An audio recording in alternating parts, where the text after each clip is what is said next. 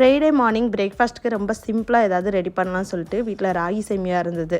அதை வச்சு இன்றைக்கி பிரேக்ஃபாஸ்ட் பண்ணிக்கலாம்னு சொல்லிட்டு இன்றைக்கி ரெடி பண்ணிகிட்டு இருந்தேன். இந்த பிரேக்ஃபாஸ்ட் பார்த்திங்கன்னா எனக்கும் கிருத்திக்கு மட்டும்தான். அவங்க அப்பா வந்து பிரேக்ஃபாஸ்ட் காலையில் எடுக்க மாட்டாங்க. ஃப்ரைடே மார்னிங் டேரெக்டாக லஞ்சு தான் சாப்பிடுவாங்க.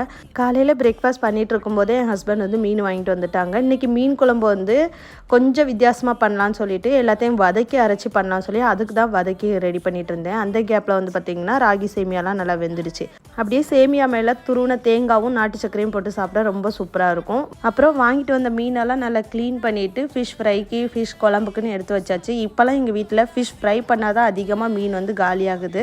குழம்பு மீன் வந்து அப்படியே கொஞ்சம் மீதி வந்துடுது. அதனால் ஃப்ரைக்கு தான் இந்த தடவை அதிகப்பாட்டு வந்து மசாலா போட்டு மிக்ஸ் பண்ணி வச்சுருந்தேன். குழம்பு சூப்பராக ரெடி ஆயிடுச்சு. இன்றைக்கி ஃபிஷ் ஃப்ரை வந்து தேங்காய் எண்ணெய் யூஸ் பண்ணலாம்னு சொல்லிட்டு தேங்காய் எண்ணெய் ஊற்றி தான் இன்றைக்கி வந்து ஃபிஷ் ஃப்ரை பண்ணிட்டு இருந்தேன். அந்த தேங்காய் எண்ணெய் டேஸ்ட்டுக்கு வந்து அவ்வளோ சூப்பராக இருந்து அப்படியே கருவேப்பிலெல்லாம் போட்டு பொரிச்சேன். வேறு லெவல் டேஸ்ட் இன்றைக்கி.